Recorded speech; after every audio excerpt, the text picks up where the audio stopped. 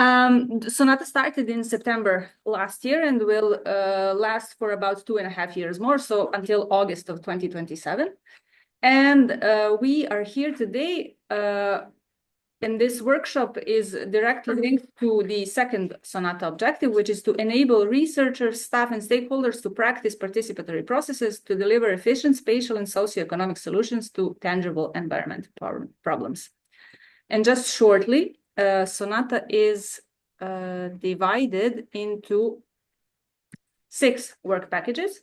The last 2 are the communication and management ones, and then the first 4 are sort of the Sonata work itself, where the first one is the research work package, and it serves for us to gather all the data and all the methodologies to translate that data later into nature-based solutions. And the workshop that we are here today is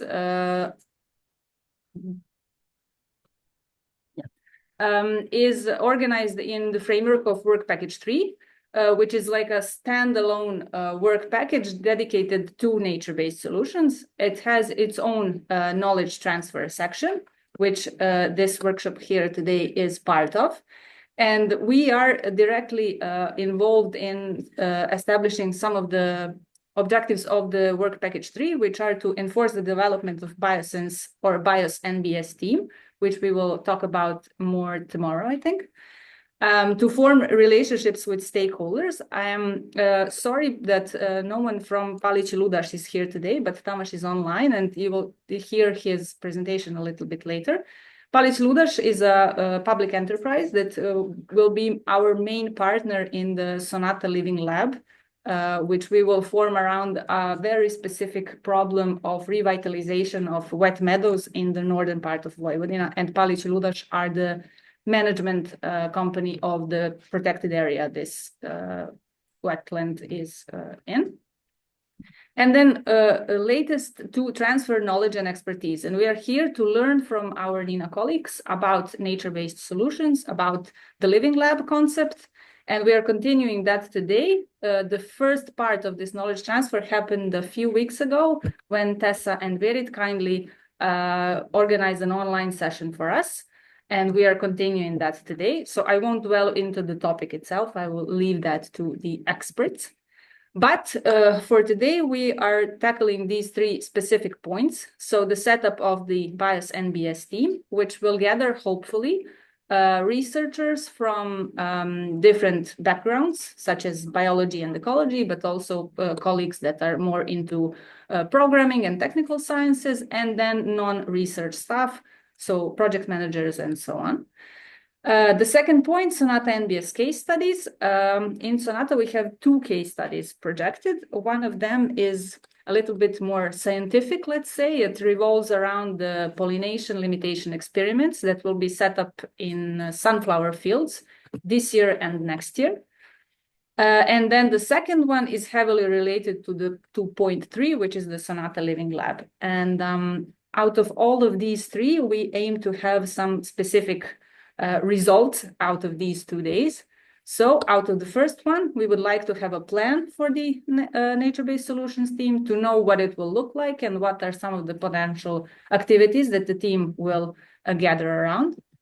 For the NbS case studies, we need to discuss and formalize the list of nature-based solutions that we want to come out of the case studies.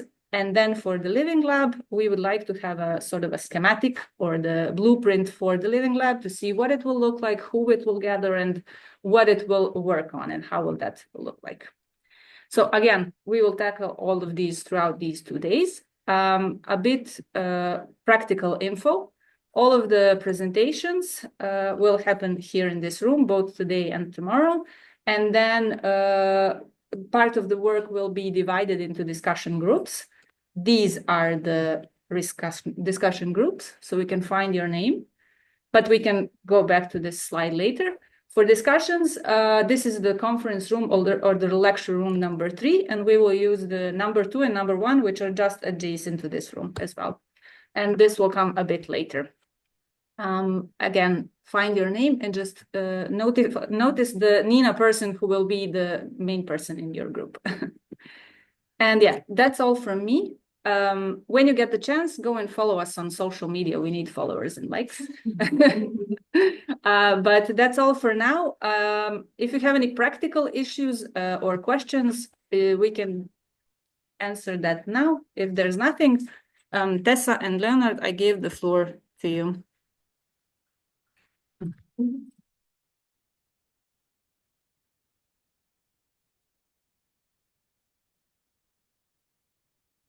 Oh, welcome everyone. Really nice to see you all here. This is sort of an adaptive workshop. We adapt as we go along, but I think that's really nice. Super nice to have you all here. Maybe I should stand there so you can see me online. Yes, and I think the sort of main thing for us is that this is really a co-creative activity. We really need your input. I mean, in a way, this is your project and your outcomes and your field to work on. So these 2 days, you are really going to be involved and be active and take this chance to ask the questions you want to ask or figure out whatever it is that you want to figure out of this concept and out of what you want to know, both in terms of the NbS team or hub or whatever you want to call it, the NbS itself and the living lab. Want to say anything more on that?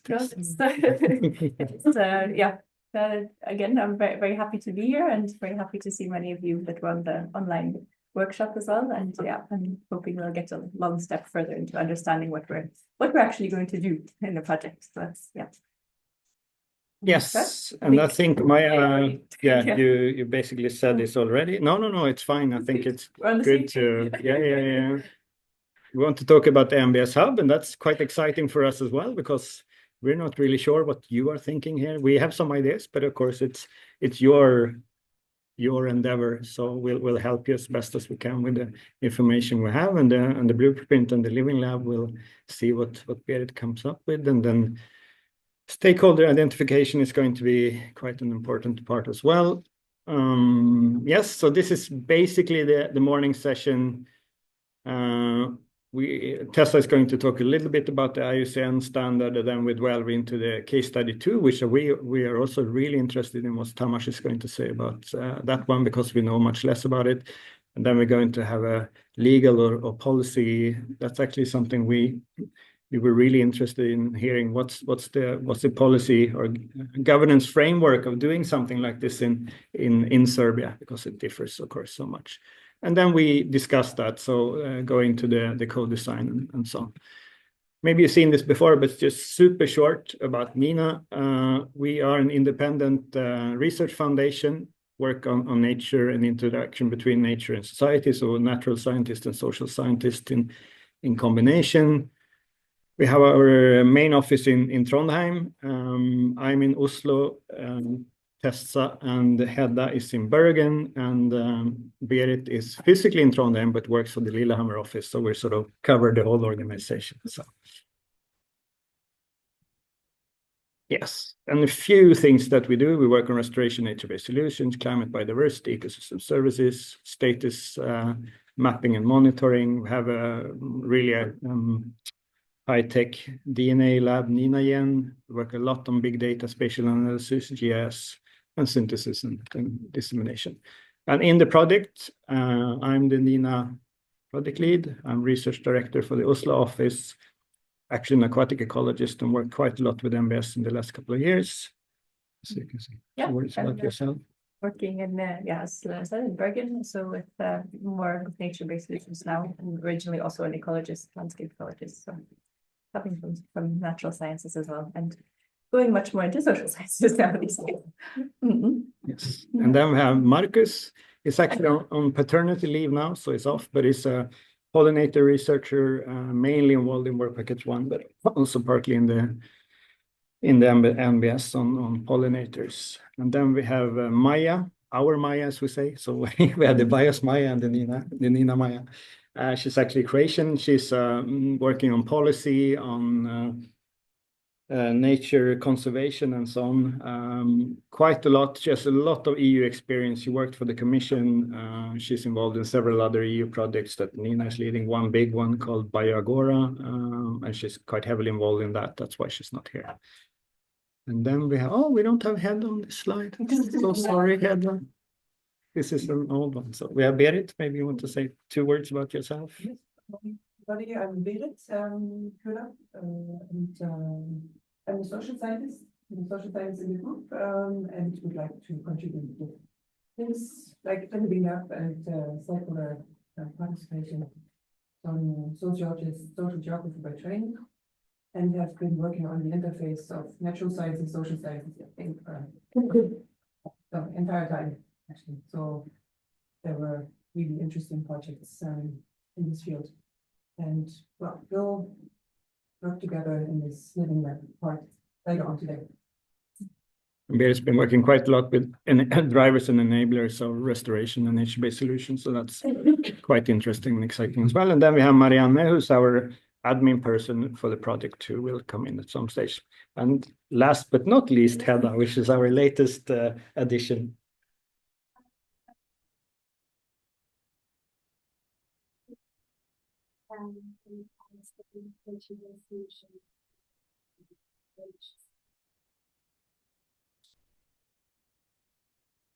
Great. So Yeah. Over to you, Tessa. This will just be a very brief repeat of some of the stuff that we talked about in the online workshop. Just a reminder, refresh our memories, what are nature-based solutions? And we always like to come back to this definition, because you still, the longer we work with nature-based solutions, the more questions arise, I feel, and you always get the same questions. What are they actually? And just remember all these, this is a very heavy definition, but every word is important. So just go back to this all the time. So then I made no, nothing is moving. Now, so then I made a short list of just some of the main things that aren't nature-based solutions, and that is something that doesn't address any societal problems, something that reduces an ecological integrity of an area, something that reduces biodiversity or has negative consequences for human well-being, and yeah, ideally shouldn't create any disservices or negative consequences for other societal challenges. Then finally, the little notes I made at the end, it's that a nature-based solution in one place may not always be a nature-based solution in another place, and that's because of many of these reasons. Maybe it's addressing something that isn't relevant in that area, or it's negative for biodiversity in another ecosystem. And not all good solutions are nature-based solutions. So then I want to remind again about the project cycle. We're also going to talk about a lot about that now, of course, in the Living Lab, because it's part of this cycle as well. You engage stakeholders, you go through the solution, and you go back again. It's all contained within that Living Lab. And now I'm going to go a little bit more into the IUCN standard. I think I only mentioned that quite briefly in the last presentation. So of course why do we have it? We want that everyone that uses nature-based solutions have a similar understanding of what nature-based solutions are, and hopefully it will lead us to develop having transformative societal change. You're supposed to help users of nature-based solutions with this framework to understand that if they're on the right track, solve societal challenges, assess outcomes and the success of the solutions, and ensure that the solutions are effective, scalable, and sustainable. And I've gone through this before, so good. So this is the standard. It's got 8 criteria. And I've showed you this self-assessment before, and this is just one example from the biodiversity criterion. And there's 2. I'm going to go through those. I won't spend a lot of time on that either. But anyway, you can go in the self-assessment. You can go step for step between each of the sub-criteria and mark yourself on how you're doing within that within your project.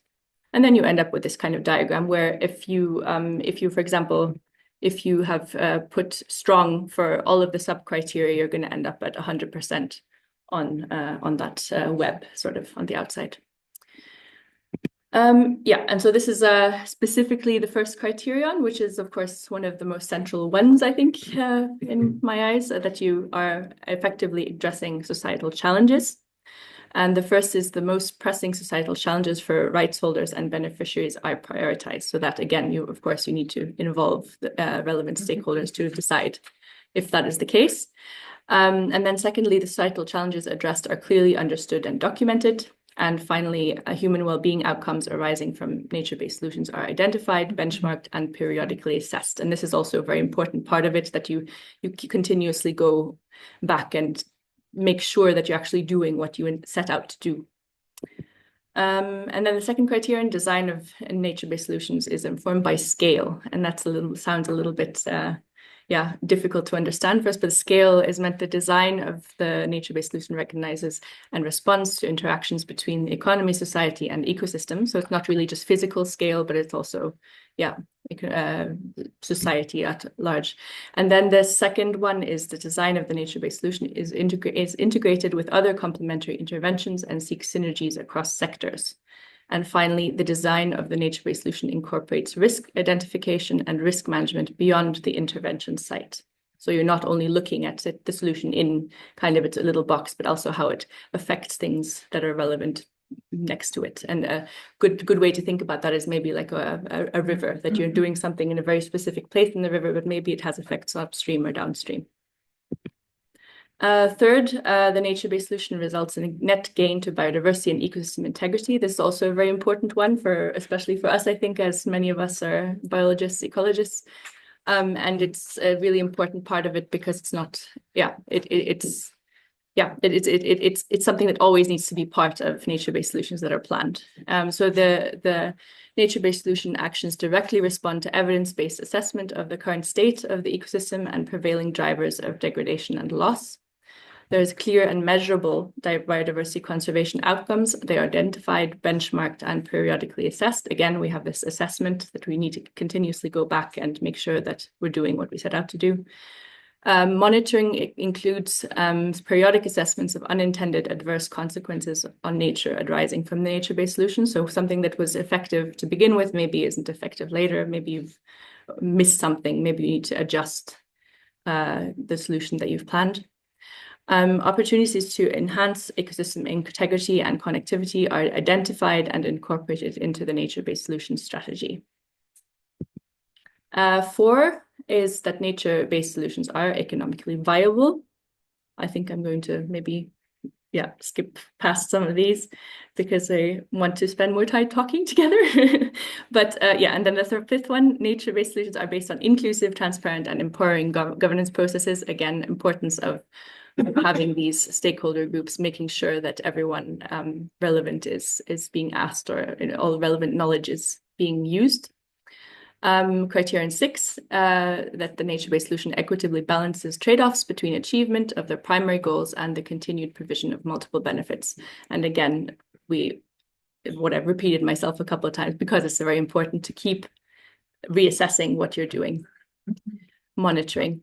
And finally, the 7th, nature-based solutions are managed adaptively based on evidence, monitoring again. And finally, criterion 8, nature-based solutions are sustainable and mainstream within an appropriate jurisdictional context.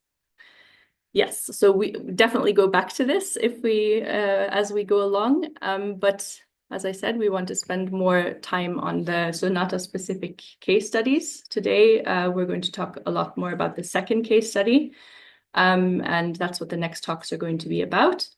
And here we want to always think about as well, if we can use the IUCN criteria in some way, both in this case study and maybe in the other, if we identify specific nature-based solutions that are relevant for that pollination study as well.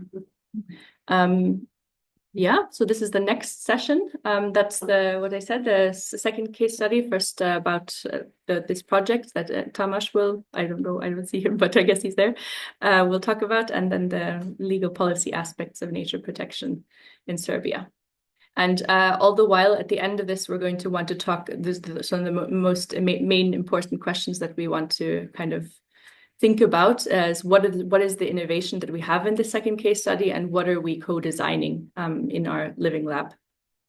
Yeah, I don't know if you want to introduce. Yeah, sorry. Questions first before we go to presentation. Sorry. Yeah. Does anyone have questions about this particular part? We will have time for discussion later on about this second case study, of course. Yeah. No.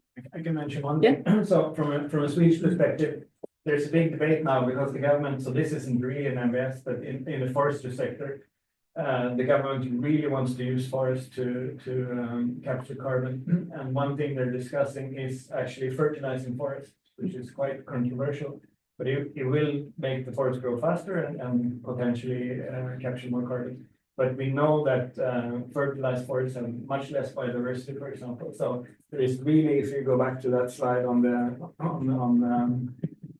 what's it, multiple. What do you mean now? Multiple benefits. Multiple benefits.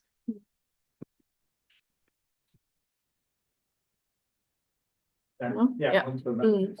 So you have this sort of trade-off, potential trade-off between different, and I think that's sort of one of the main things to really think about. Okay, you do an intervention of some kind. What are the positives and the negatives of that?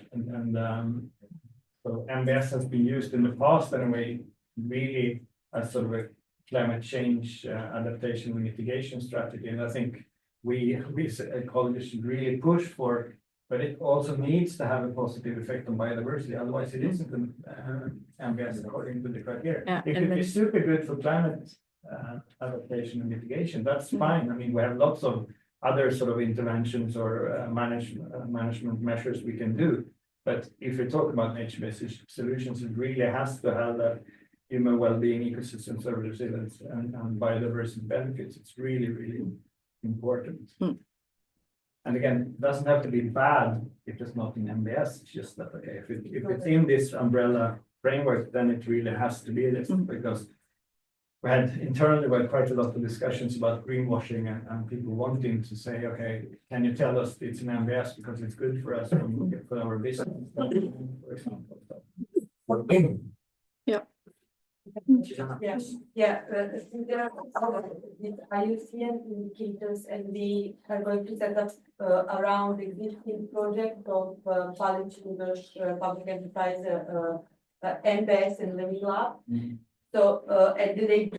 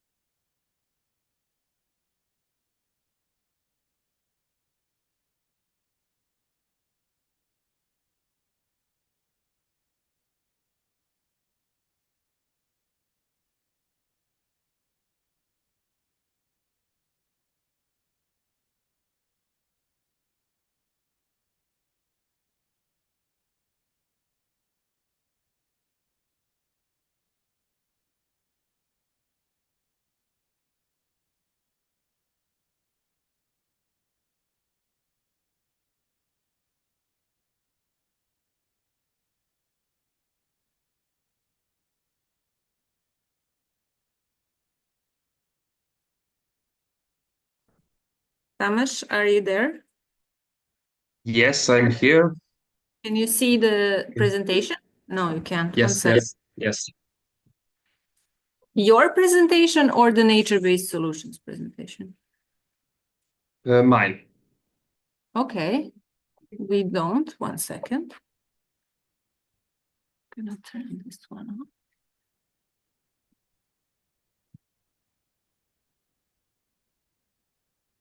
Okay, you can start and I will switch through slides when you tell me to, okay? So, hello everyone. My name is Tamas Vinko. I'm working at the public enterprise Palić-Ludaš. I'm associate for project management and ranger coordinator at this public enterprise, but I do many things not related to nature conservation also with all my colleagues. And today I will give you a little bit of background regarding our planned project regarding sustainable management of wetlands and the protected area of landscape of exceptional features, pastures of Cantabria. We can go to the next slide. I will just introduce our public enterprise in case you don't know who we are. So we are the managing organization for many protected areas in the region of Subotica and Cantabria municipality. We are also managers or maintainers of the cultural assets in Palić, and we are managing the Great Park in Palić. We are managers of 6 protected areas. The cumulative area is around 10,000 hectares, which is pretty big for us. We have 2 fishing areas within these protected areas also.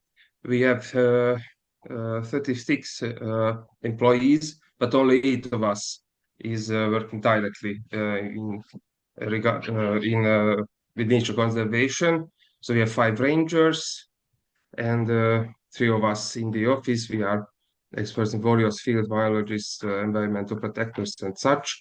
And we have many other responsibilities, not just related to nature conservation.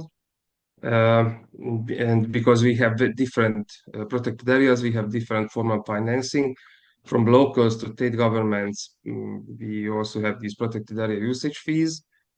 Of course, we are involved in different projects, and we lately began to get donations from economic actors, which is a new form of financing for us. We can go to the next slide.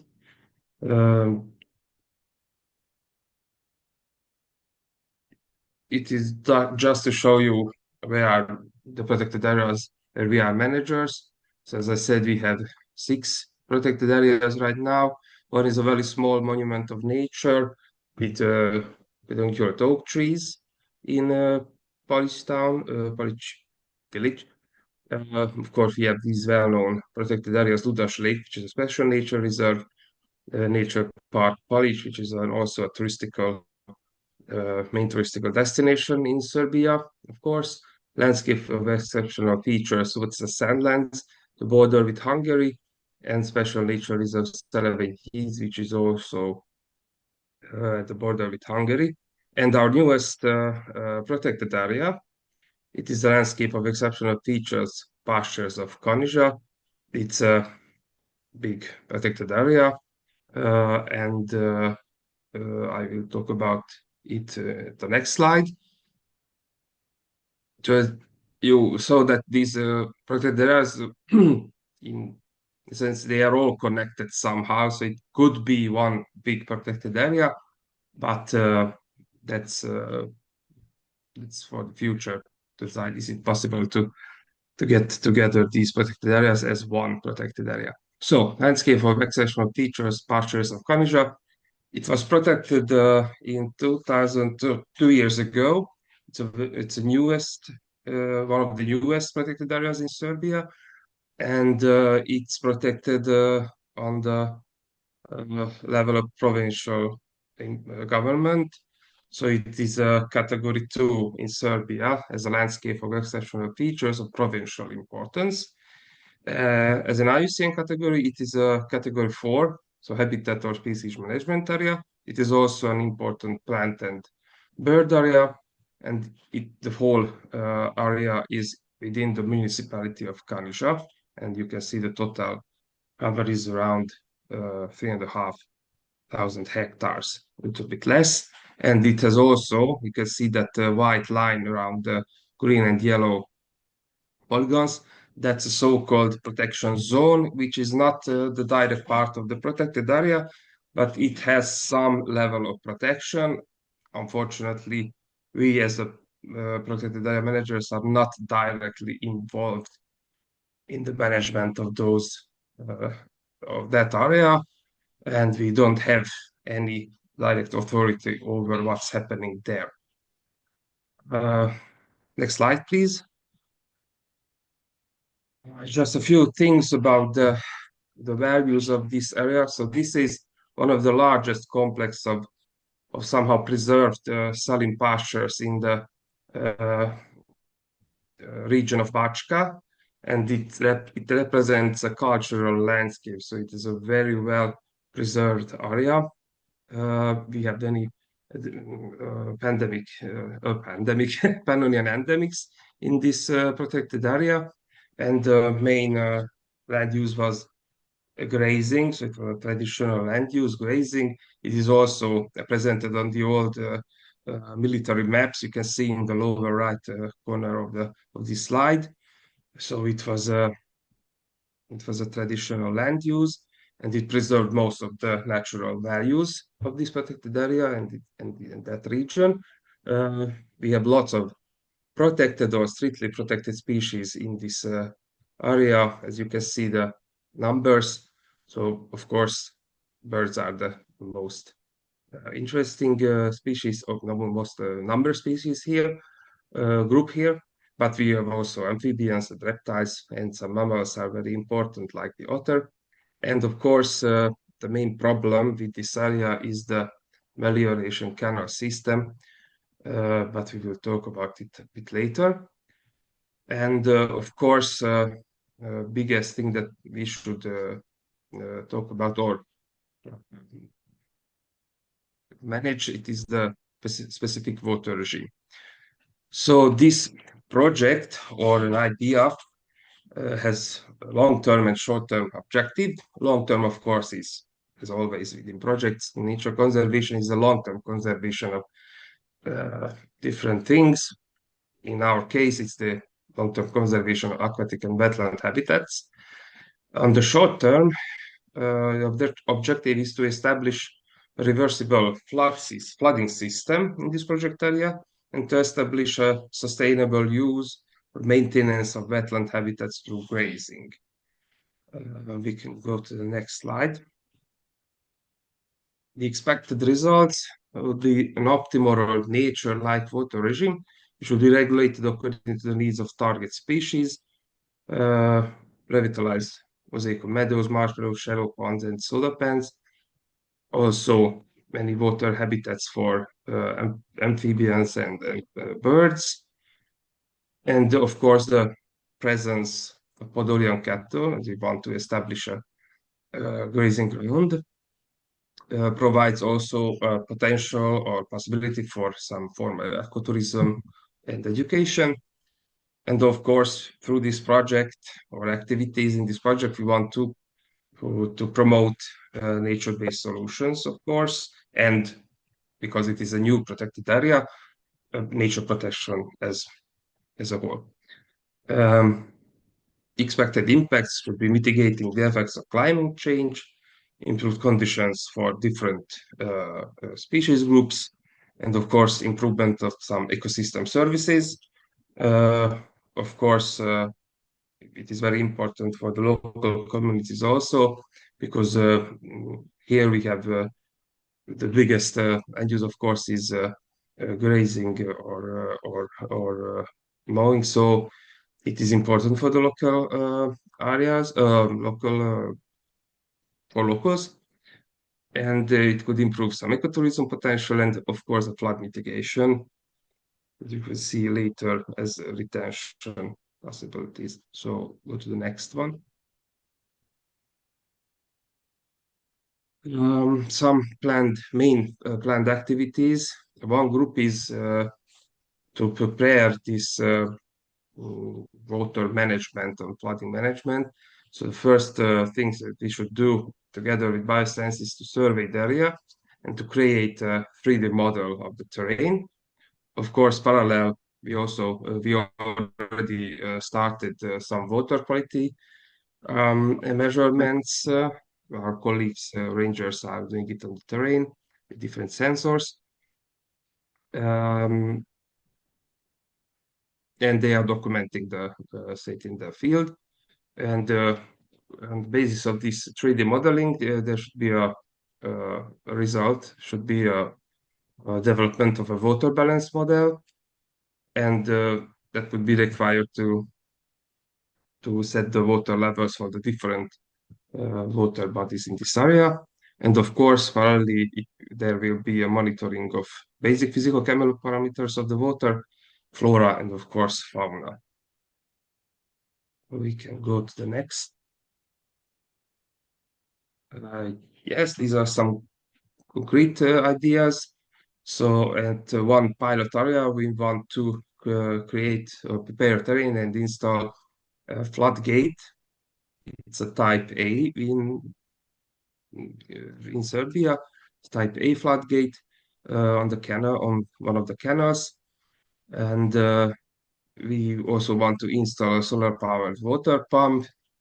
And on different locations, the idea is to install smaller floodgates with the possibility to pump water into the areas along the canal, because there are many cases where people created these so-called catchments that would gather the water from the surrounding areas, and it brings it to the canal, so it would result in dry out of these areas. We can go to the next. So one of the pilot locations is at the old artesian well, and we have planned two solutions here.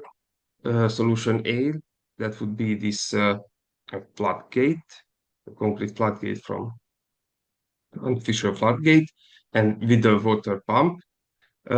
We have a problem with the water management public enterprise, because one day they are with us. They would approve it, and the next day they have some issues with this solution. So we have a solution B, which would be a little bit simpler version of this floodgate that is already approved by the Nature Conservation Institute. But the problem here is that we don't have a possibility to pump water into the area which we plan to flood. But for now, those are the two solutions. On the next slides, we can see some examples for these artificial catchments or some damages along the canal. So you can go to the next one. Also to next. So people are creating these openings at the along the canals, so the water could flow into the canal, thus drying out the surrounding natural habitat. And we want to create those floodgates on these locations. Later, also, we want to install solar-powered water pumps, and it should be regulated by the rangers, and preferably with the water management body of the public enterprise. Next slide. The other thing we want to do here on that pilot location area to establish the establishment of grazing with Podolian cattle. We have experience with grazing. So why do we want to establish it here? Because with flooding this area, we are expecting overgrowth of marsh vegetation because of increased water levels, and grazing is the most effective way to manage areas like that. And also because at this old artesian well, there is a recreational spot. We also want to use this as an education spot, and also as a promotion for traditional land use practices. On the next few slides, I will show you just our experience with grazing. So first we started at Palić, at the nature park Palić, in a small area which was overgrown by reed. As you can see on these satellite images, we tried many more methods of mowing or with fire, but neither was a very long-term solution. And we decided to try grazing with Podolian cattle. As you can see on these pictures, the results were very good and very quick. So within 2 years, we can go to the next slide. Within 3 years, I think, we revitalized this area. So instead of these 2-meter high reed beds, we now have sedges with different species, even protected species and strictly protected species like Carex secalina, or this orchid called Anacanthis laxiflora.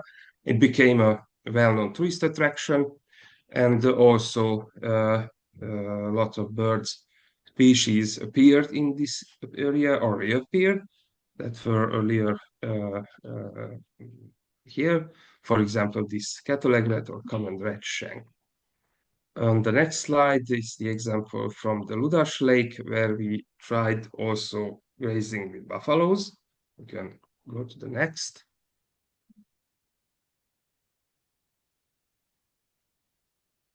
And the results were similar, so very quickly they revitalized most of the designated areas. So as you can see here, they opened the reed beds. You have open water surfaces, and they also revitalized the sullen parts of these meadows. And on the next slide, you can see the buffalo's biggest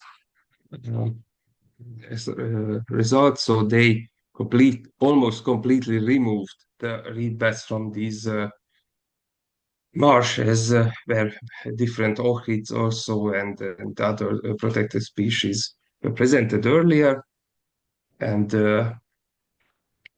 we want to try this at this pilot area also, but only with Podolian cattle. And in this project, there are also planned, we can go to the last slide, also planned are some workshops with stakeholders from profession, so regarding nature conservation, water management bodies, hunters, fishermen, agriculture, and of course with the local population and decision makers. We already have a very good relationship with the municipality of Kanizsa, even before the protection of this area, because it was already a very interesting place for nature conservationists, mostly for lovers of birds, and we had really good support from their side. They are also helping us to establish communication with the different stakeholders. Of course, we planned some educational activities, creating promotional educational boards. This one, as you can see on this picture, this board is at the nature trail in Ludaš Lake, about the Podolian cattle and grazing. And of course, we want to promote this project and its activities during media campaigns and social media events and posts. So that should be the end of my presentation. If you have any questions or anything, ask or write me and I will answer. Questions? Yes. Who is taking care of cattle? Locals or they? I didn't hear you well. Okay, So I'll repeat the question. The question was, okay. who is responsible for the cattle? Is it the locals or the protection area managers? Well, in Palić-Ludaš, we are the caretakers, so it's in our kako se to kaže, u vlasništvu. It's our, we own these cattle. Yeah. But in this pilot area, we also want to establish a small grazing ground, but in the future, we want to find some locals who will continue managing these cattle. That's the idea. But it will depend on the locals. Okay, another question. Tamas, thank you for presentation. I just wonder what is the current status of this potential meeting with water managers? Because I know that you're planning to do it in February. Is it some progress in this, or what is the current situation with an agreement with them? Okay. Can you repeat it, please, Mark? Yes. The question was, what is the status of the negotiation with the water management company? That's a good and question. Whether you had some meetings with them or no. On the terrain, Otto was present with this representative of the water management. On the terrain, they agreed on everything. They agreed on that our rangers could manage these floodgates and everything. And when when Otto came to ask them for the keys and for maps and anything else, no, that's now how it works. Okay, then we asked how it works. Where should we ask for permits, or who may be at the main managing body? So it's public enterprise Vode Vojvodine.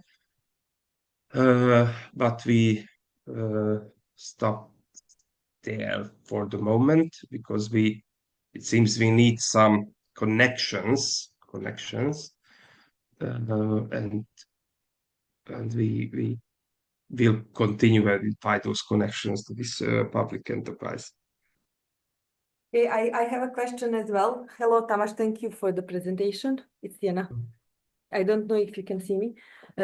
And basically, not just the question is just to make comments to all of you. What I could see here, and which is somehow also important for the project implementation.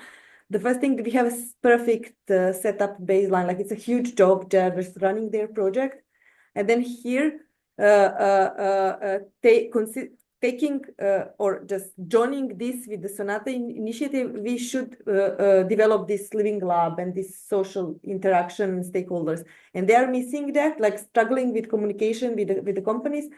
Here we don't know how to do it, but we have Nina team. So it's like that's a big at least like just how to I believe that living lab should bring this and to facilitate the activities on this specific case, but then in future, like to have this knowledge in running and conducting it.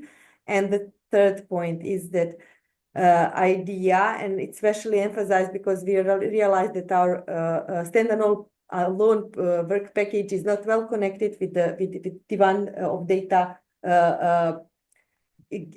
acquisition and so on, and remote sensing.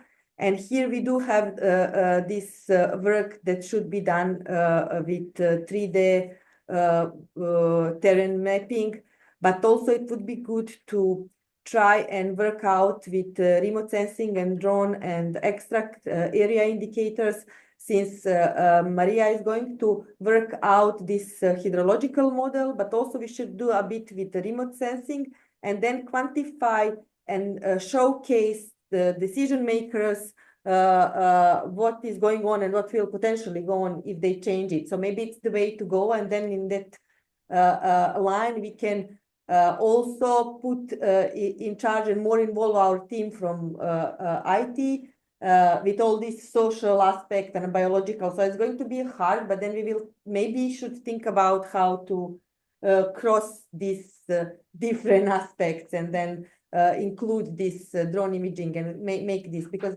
Maria was talking with the managers here, and they do plan to give some very nice numbers what is going on in regard to the water management, but also we can do that with the area indicators for this. Maybe we will start, this is how it looks like, and then in a 2 years time when they flood the area, we can have different response, and then just like to talk about these indicators. Yeah, that's the idea. And of course, it would further improve our communication and status with these stakeholders. Of course, as I mentioned earlier, we already have a very good communication with them, and they support us because they recognize the problem. That's the most important thing, or very interesting thing, that almost all of these stakeholders, from hunters, from fishermen, from locals and the municipality, they all agree that this water management and meliorating canal system problems are big, and we should do something about it. It's very interesting that the most important partner or player here, the water managing body, is very I don't want to use hard words, very old-fashioned, or so they understand the problem, but we have these and these plans and programs, and where is the money in this? So they are very, very how should I say it, hard to work with. And there's another question. Yeah. Sorry for my a lot of questions from my side. This one is about what kind of monitoring have you already planned?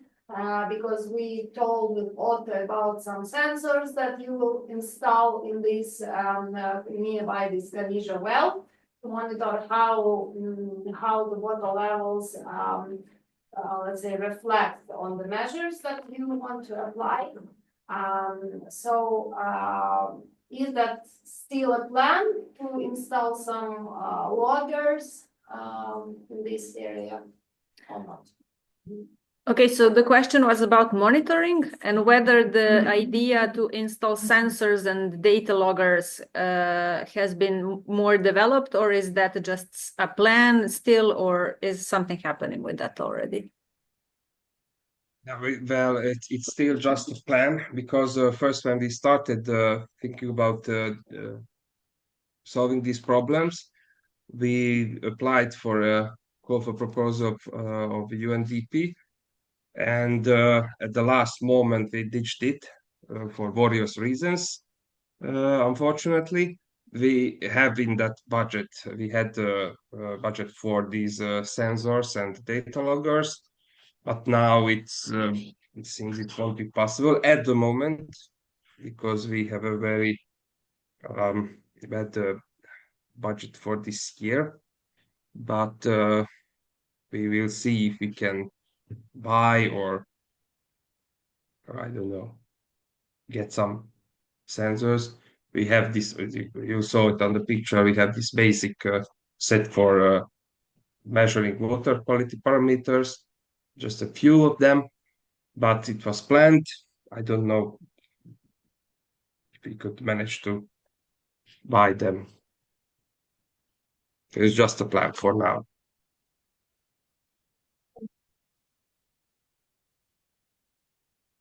While Berit is writing and yeah, you're right. Go ahead. Thank you so much for describing the work and presenting the case area. And I was wondering, for this Sonata case study, how could it be delineated? What you mentioned, the area of Cantabria and the wetlands and the meadow problematic, but also the lake Palić-Ludaš area. So on the map, it looked like these were a bit separate places, and also maybe somewhat different measures to be taken. One is more, focused on the grazing problematic, and the other one maybe more on the opening up of channels and the hydrological part. So I was wondering where should we, or how should we define this case study area for Sonata to be as specific as possible? Did you Okay. hear what I said? Or, I'll share Tamás's presentation again, and I'll repeat the question. So the question was whether for Sonata case study, we want to focus solely on the Kanjiža area, or do we want to include the Ludaš Lake, which is the first one is the option, if I'm not mistaken, right? We are not planning actually to do anything at the lake.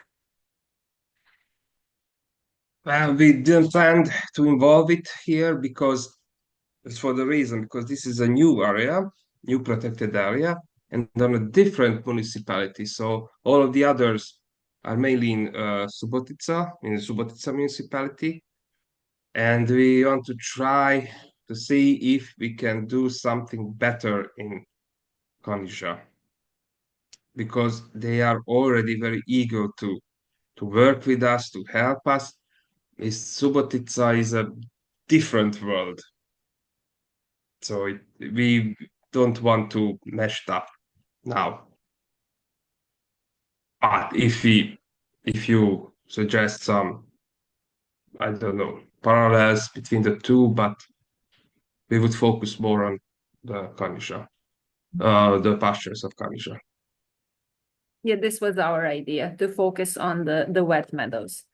And actually, I had a question for you, Tamás, as well. Can you talk a little bit whether there are some ecotourism possibilities or some recreation options? Because as we heard from Tessa, nature-based solutions should be all-inclusive and cover as many aspects as they can. So whether some of those can be included as well. Yeah, well, if you go to the first slide of this presentation, maybe if you could zoom in a bit on the first slide, you can see this recreational spot that I mentioned earlier. So it is an old artesian well, and the locals created a little bath, or it was a plážu. A beach. Beach. The beach. Well, yeah. So for swimmers, because there's a very hot water, and can you go to the first slide? Just to... Yes. Can you not see it? No. 1 second.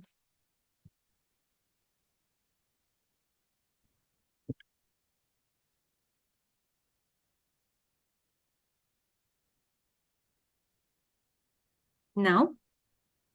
Yeah, so if you zoom under the Palić-Ludaš logo, you can see the place. It's a very nice place, by the way. It was created without much funding from the local government. It was created by NGOs and other interested parties. So it is a very well-known place in this area. We have also some other wells. So one is near the Kanjiža.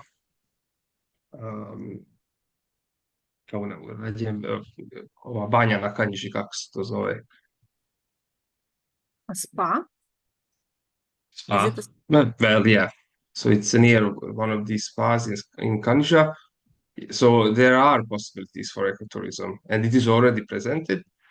And we choose this one because here we can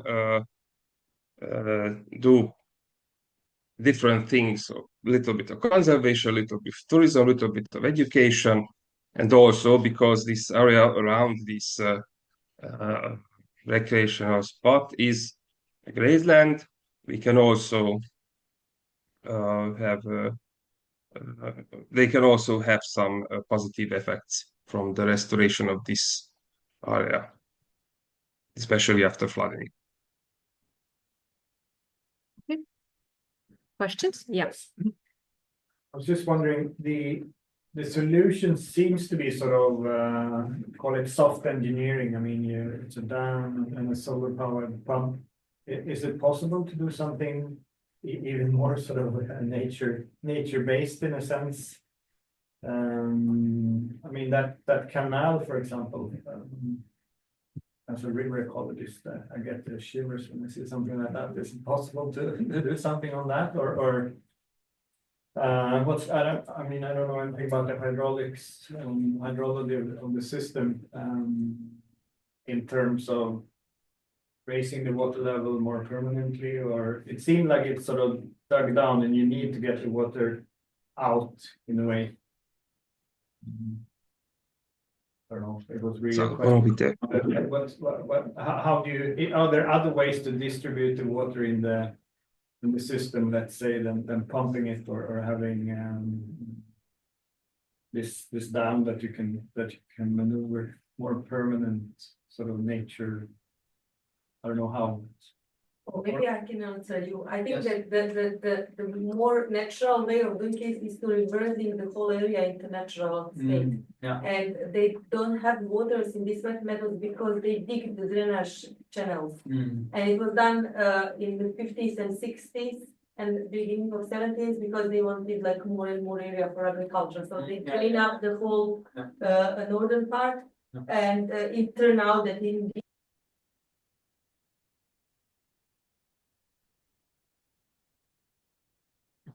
Ne čujem ništa. Their idea is like to try to support biodiversity in the only possible way that is acceptable for the nature management company, because they don't want this channel to be changed. It's the now part of the law and everything like that. That's what they did back days, but they are still not ready to consider it as the way to go, since we have this like 10 weeks in a row with the high temperatures, but we are totally dried out in the summer. But at some point, I believe that when they do this proof and showcase that this is working out, it could be that some future governments will say, yeah. But, yeah. Okay. Sorry, Tamas, I know that you can't hear us. I heard parts of it. I think I understood the question and what you said. And yeah, that is not possible to change the way this canal system works. And yeah, the melioration canals destroyed this area, not destroyed, but degraded this area. And just a moment, I want to check something. So if anyone would ask us, we would like to remove some canals if it were possible, or to shorten them, but that's almost science fiction at this moment. And because of water management enterprise. Yeah, just I want to comment on Leonard's question, because we've been there in the area for several times, and also the problem there is that groundwater levels dropped by the last 15 years. So the effects of pumping and flooding the area will be elevated by this groundwater depletion. So the initial idea tried to, let's say, launch some very simple hydrological model, maybe even water balance model, to understand how the water balance of this area was changed in the last 30 years and how it could be affected by these measures of flooding the area. So what effects we can expect in, let's say, 1, 2, 3, 5, 10 years, if we will continue this sort of, let's say, restoration through smart water management. So that's why I'm still hammering on some kind of monitoring, because, for example, for local water managers, it is very difficult to prove that the conditions has been changed already, because they still operating with, let's say, as Tamas told, old style rules and old style management approaches. And so we should operate with the numbers to prove them that the changes, this is not the future, this is almost here. So be effective, we should adopt that, but we should have numbers. Numbers is the key point, because without numbers, they even do not want to scratch their rules into water management. Okay, I'm wary of the time, but okay, yeah. Okay. I'll ask. So this is more a suggestion. Maybe you already thought about this 1,000 times. I don't know, but we have a national park quite close where I live, and they have cattle, and they actually sell eco-friendly meat and make their own sausages, and they have all that. They have barbecues. You can go there and buy their sausages and lambs and do everything, that kind of thing. And it's really popular. We really like that. I don't know if. Please, Maya, Berit had a comment. I know. I just wanted to say to Tamas, I'm not sure whether you heard. Leonard said that near where he lives, there is a national park who also have traditional cattle, and they sell their own eco-friendly meat and products and so on. So maybe an idea for you as well. Yeah, if you would have enough people for the basic work, then we could do that also. Yeah, of course, because we get these cattle, partially these cattle from the national park in Hungary, from Kiskunság.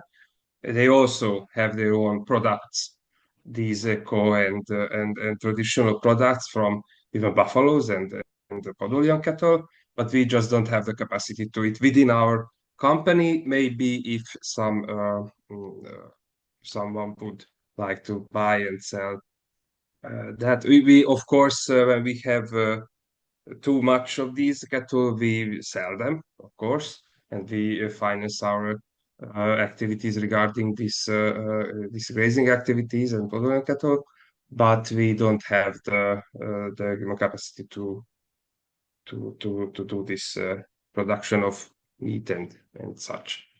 But yeah, that's a very good idea. It's also a touristical attraction also of product. Yeah.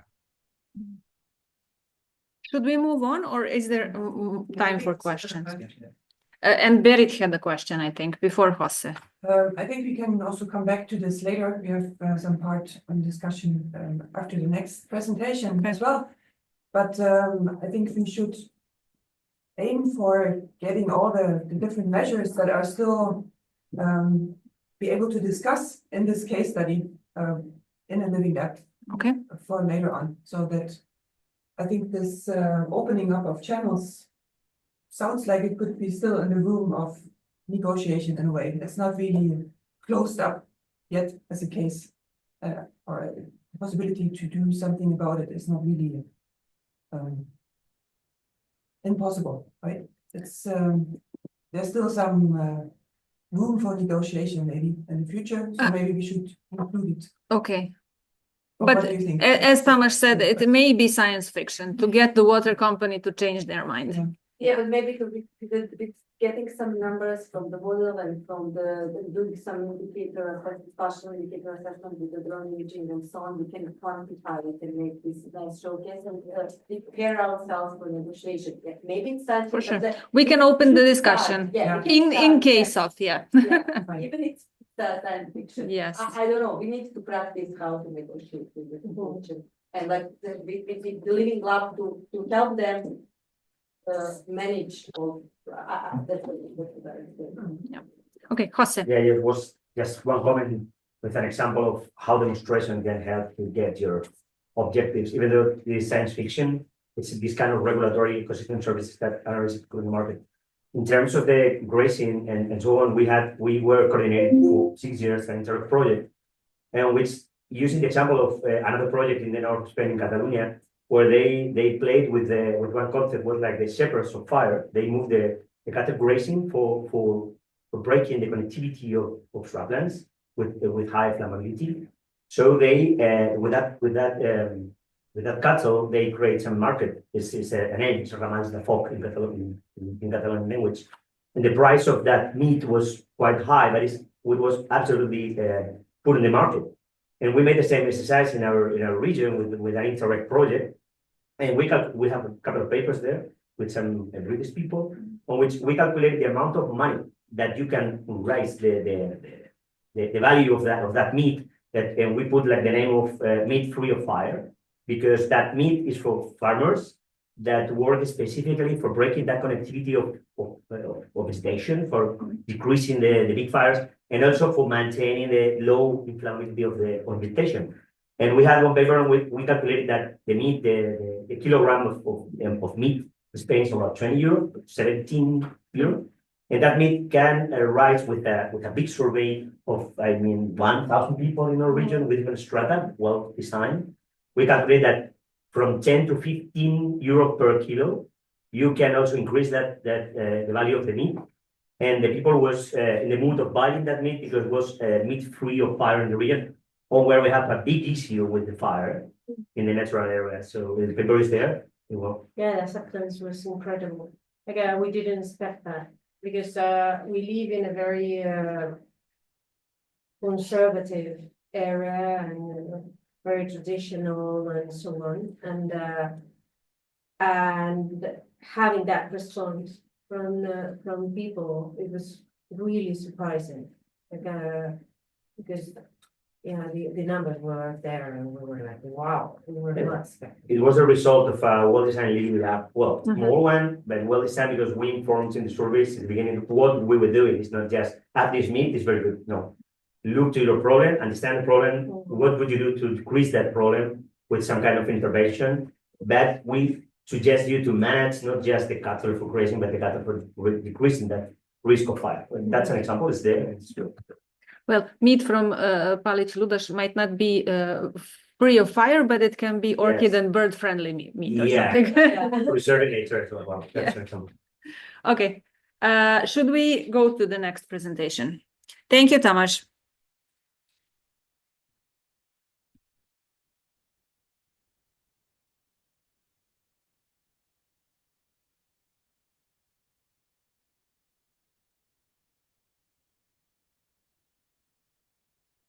And the last for this first session will be Jana Sovilj, our guest from Belgrade, I guess. Yes? From Belgrade? From Belgrade, yes. Yeah, okay. I'll let you introduce yourself so that I don't miss anything. Okay. 1 second, I'll just share the screen.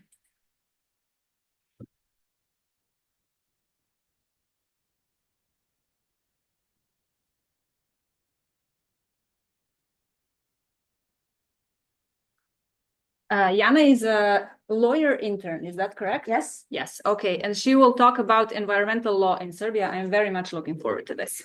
Thank you. Hello, everyone. Once again, thank you for having me today.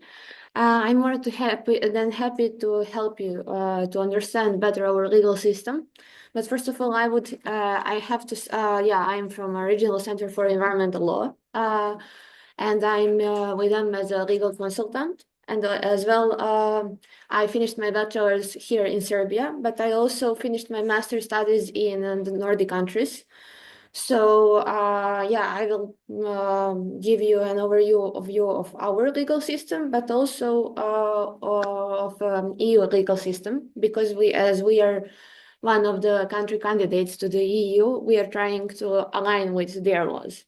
So, feel free to interrupt me if you have any question, as we have a lot to cover. So I will try to be concise, but feel free anyway to interrupt. So first of all, I would go to domestic legal framework. I have to say that we have a lot of laws that are related to environmental protection and to environment, but the thing is that some of them are too, I would say, big. They go into too much detail. And also, although we have a lot of laws, we are not really efficient when it comes to practice and natural protection, as it can be noticed. But yeah, I won't go to every of these laws specifically to explain them. I will mention some of them during the presentation, but yeah, there's a lot, and I didn't even put everything that is related to this topic on the presentation. So I would mention that in our constitution, we are mentioning protection of nature, that everyone are having the right to have complete information about the state of environment. And also, later I will mention it more, or actually I can go there now. We are now in Vojvodina. Vojvodina is an autonomous province in Serbia, which means that it has its own bylaws and its own strategies. So when we are talking about some projects here, we have to look of the legal system of the whole Serbia, but as well we have to look into strategies that are related only to Vojvodina. Then, when it comes to EU legal framework, as I mentioned, we are one of the country candidates to the EU. And when it comes to negotiations with the EU, we have Chapter 27, and it focuses on Serbia's alignment when it comes to environmental protection and standards. We are trying to align with Habitats and Birds Directive specifically that is related to this topic.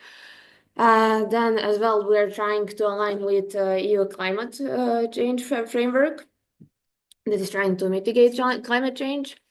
We are now introducing something that is like EU ETS directive here.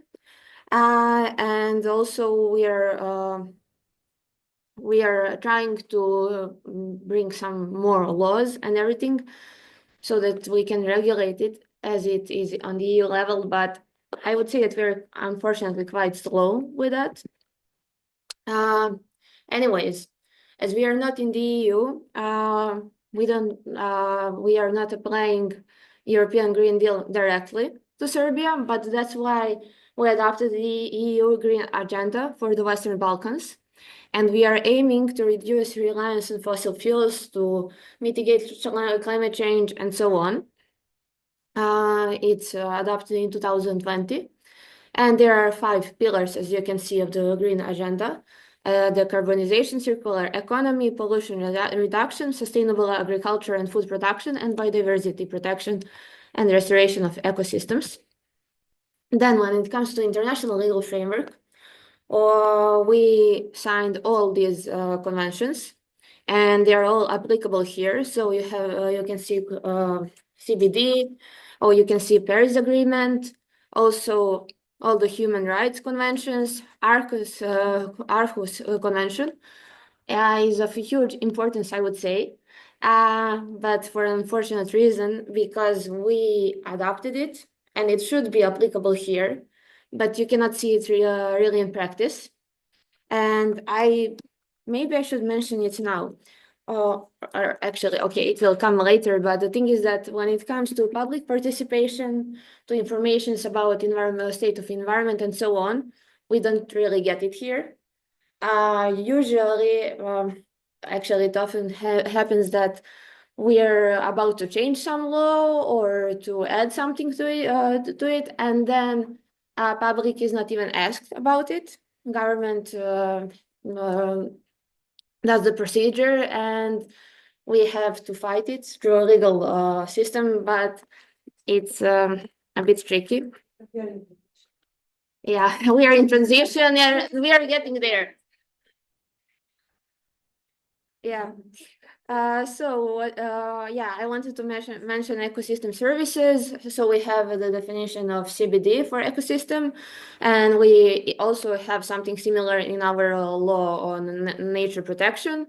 And those are services that nature gives to us from, I don't know, benefits to our mental health, physical health, but also to tourism, and then to really, I would say, more environmental things as carbon capture, as giving habitats to animals, and everything that basically nature provides.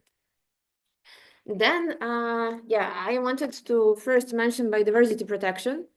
I would start with law on nature protection. So we had here the definition of habitat, and is a geographically clearly defined area in which a specific community of plants, animals, fungi, and microorganisms interact with different factors. And the thing is that, as I mentioned, we are trying to become an EU country. That's why we are working on inventing Natura 2000 territory here system. So I think it was in 2023 when we identified 277 potential sites of community interest and 85 special protection areas in Serbia. But the thing is, and that's where we are coming to problems, we have law on planning and construction. In order to define one area as a nature protection area or something, you have to make some spatial plan. The thing is that we don't have it actually on a Serbian level. That's the only plan that functions as a law basically, and it's the overarching instrument for making any special plans on a Serbian level of the whole country. The thing is that the last one lasted until 2020. Then we had, as I mentioned before, public discussion. And yeah, we have Arcus Convention here and everything, but we are not applying it because there was a huge opposition from the citizens. Because I don't know how much you're introduced with mining issues here in Serbia, Rio Tinto, and some other things.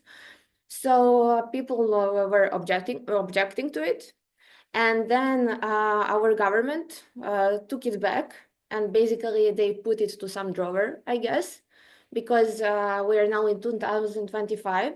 It was supposed to last from 2021 to 2035, and we still don't have it. So we basically don't have the main strategic document.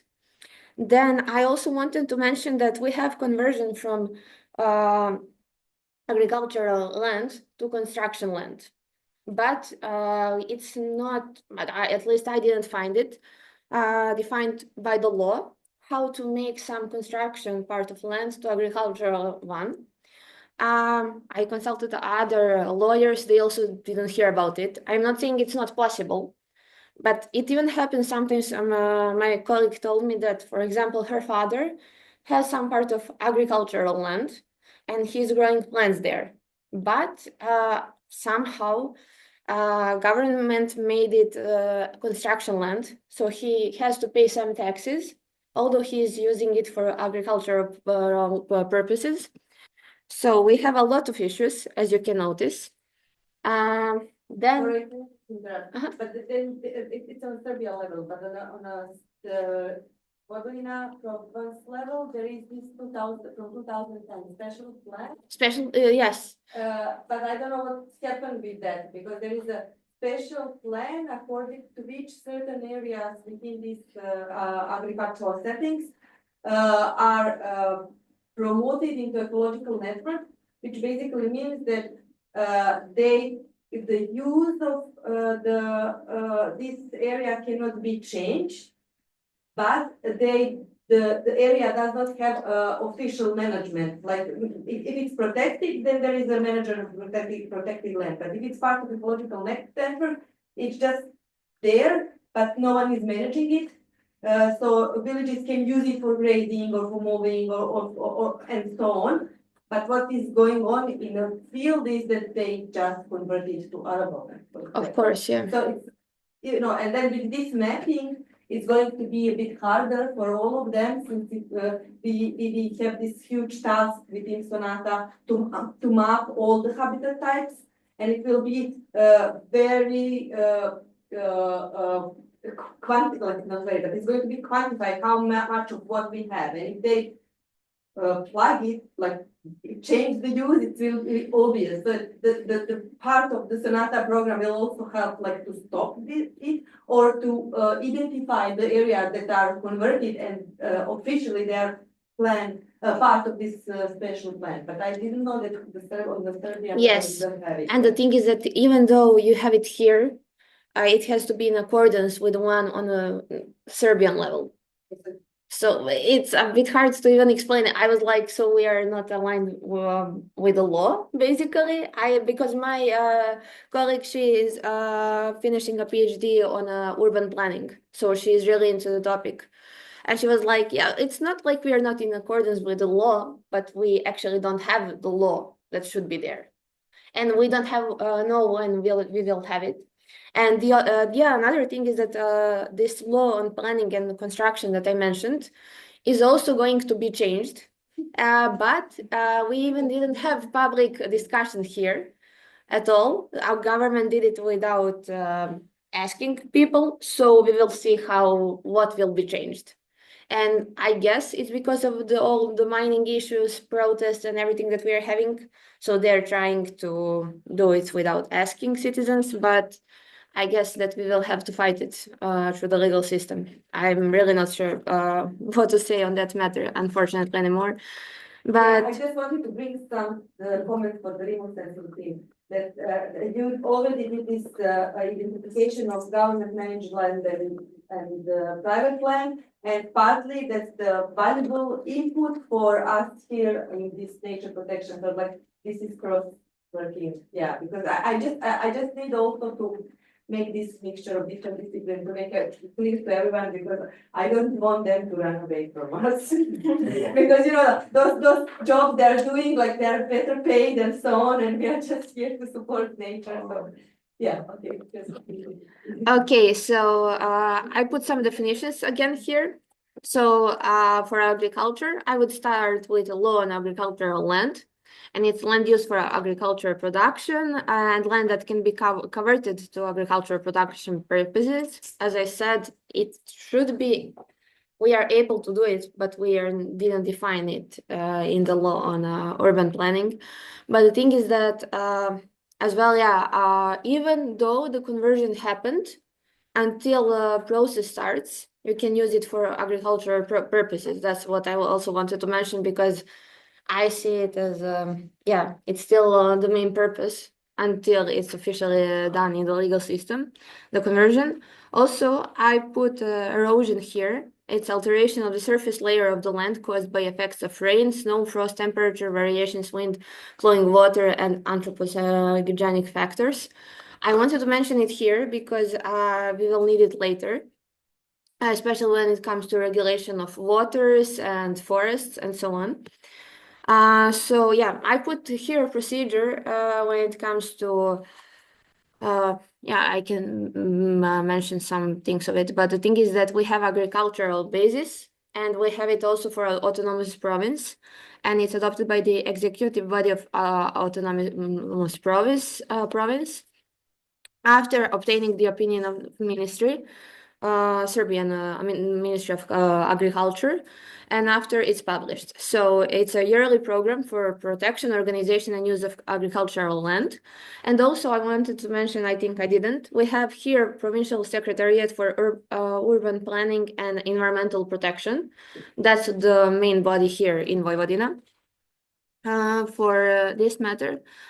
Then, I put here some parts of agricultural bases that are obligatory, but I won't go into them. Then, I wanted to mention also IPART. It's Instrument of Support for Agriculture and Rural Development. It's the way in which EU is trying to help us to develop agriculture.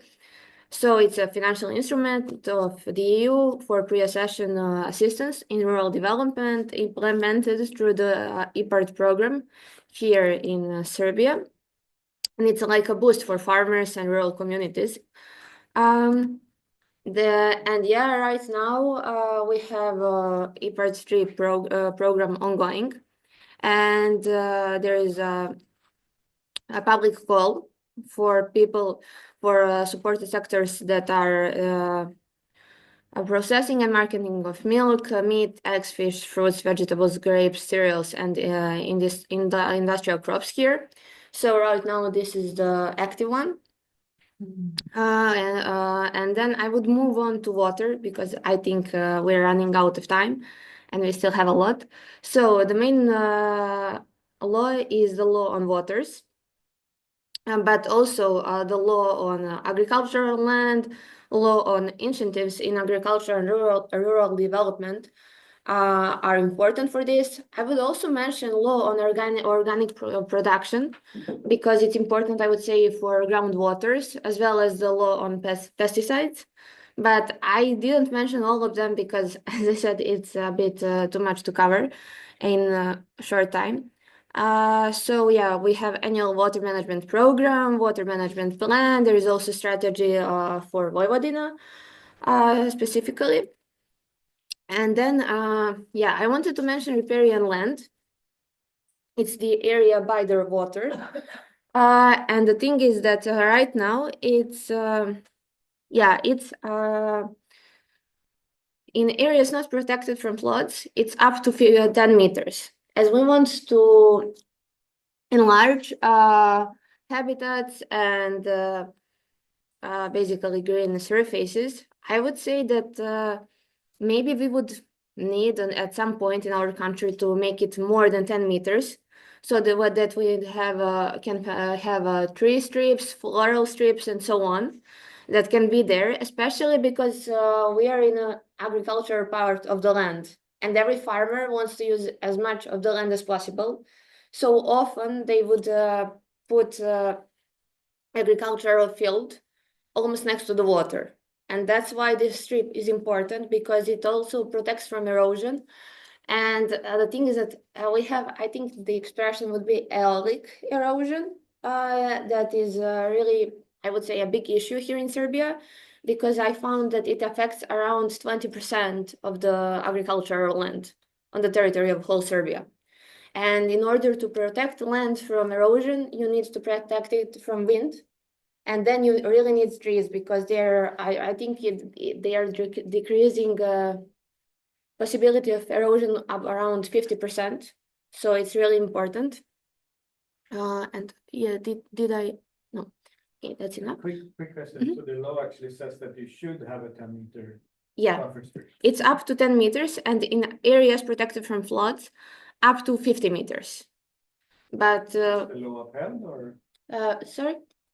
Are people doing this, or I mean, farmers usually, if they have a chance. Yeah, we should do it, but we are not using it. Yeah. Yeah, one more question. I know, for example, that canals, some of canals have only 5 meters and not on the both sides. Okay. Yeah. Yeah. So initially, the law should be applied for any water body, like river. Yes, it's riparian land strip. Yes. I would say yes. I would have to check it, but I think it should be applicable, especially as it's in the beginning of the law, and usually the beginning of the law is applicable to everything. So yeah, but the thing is that as you can see, we have some things in the law, but usually we are not using it, and we have some inspections, but they are not really doing their job. So So does that mean that any building work, for example, we can do small houses on lakes or something like that, is that all illegal, or is there a way for it to be legal? they should have a permission to do it, to have to so build. They can get some time. I would say rather not, maybe. If you're asking for houses, did I understand it correctly? Sorry. Yeah. Big shores or river shores or something like that. Yeah, I would say rather not. I think that especially in a national park, it's hard to get it. So yeah, I think it's a procedure, and also when it comes to specific natural protected areas, if you're going to actually do anything, you have to do an environmental impact assessment for any project. And then when it's done, it should be said that you cannot do it if it's going to affect area, especially when it comes to protected areas or animals that are under some threat or something like that.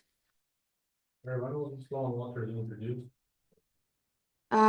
It was, I think, in Decades ago, or? yeah, I would say in 2000, early 2000s. I think, I mean, it was changed for sure over time, but I think it's for sure isn't a new one. And it's really, there are some even people that criticizing it, that it's too detailed. So it really goes into a lot of issues and things. Okay, yeah, I mentioned already erosion, but as you can see, there is a special article defining it. And also they're putting, so the person that has property on the land that is under the threat of erosion is the one that is obliged to take some preventive measures that are mentioned here to protect it from erosion. And I would again mention trees here because they're the ones that are decreasing the possibility of erosion. And they're important for pollinators as well. I know that we talked about pollinators, I think, before, but the thing is that we are still waiting for our strategy that is related to pollinators. So it should be adapted, I hope, soon. Yeah, I just wanted to ask you, like, this impact treat you didn't mention, is there, what I understood that they will leave out like just 2% of the budget to support this flower strips within does anyone know more about? It's not version 3, it's version 4. Version 4, They but- don't have regulations for that still, yeah, it's in process. Yeah. Yeah, we are now on part 3, so 4 is about to come. The next step, yeah. Yeah. Okay, yeah, just because it would fit our case study one, because we want this pollinator from this, okay. Yeah, for sure, but I think it's not, I forgot, yeah. No, it's not, yeah. It should be in force, I think soon, maybe next year, but not yet. Yeah, last year they said next year, so. Okay, maybe this year. I will look it up more after I finish. Okay. So when it comes to climate change, as I mentioned, we signed the UNFCCC Climate Convention, and then also we are part of the Paris Agreement, so we are obliged by these goals. Good news is that we put, I think first it was 10% to decrease reduction in greenhouse gas emissions. By 2030, now we increase it to 33.3% reduction. And I will really hope that we will achieve it because, yeah, climate change is accelerating everywhere. But that, we are also part of the South Europe Energy Community Treaty and Energy Community.